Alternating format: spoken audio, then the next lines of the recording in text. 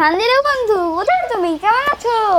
আরে ভাই নিয়াজ, এসো এসো, মার্গরিতে তোমাকে স্বাগত। এই নাও ভাই, সামান্য আয়োজন করছি, তাজা মটর আর গমের দানা, খুব মজার খাবার। তোমার কেমন লেগেছে?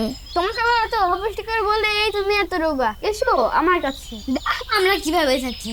সত্যি বলছো? শহরটা অনেক বড় আর অনেক কোলাহল। আমরা কি এখানেই থাকবো? চলো চলো, এখন সময়। এই দিক দিয়ে একেবারে খাবার টেবিলে চলে যাব। বন্ধু, কেউ দেখে নেবে না তো? আরে ভয় নেই, আমি প্রতিদিন এভাবেই খাই। ওয়াও, তোর আসবো। হ্যাঁ বন্ধু, এ হলো শহরের জীবন, যা খুশি খাও। তুমি ঠিকই বলেছো, আমাদের জীবন সত্যি কি কষ্টের।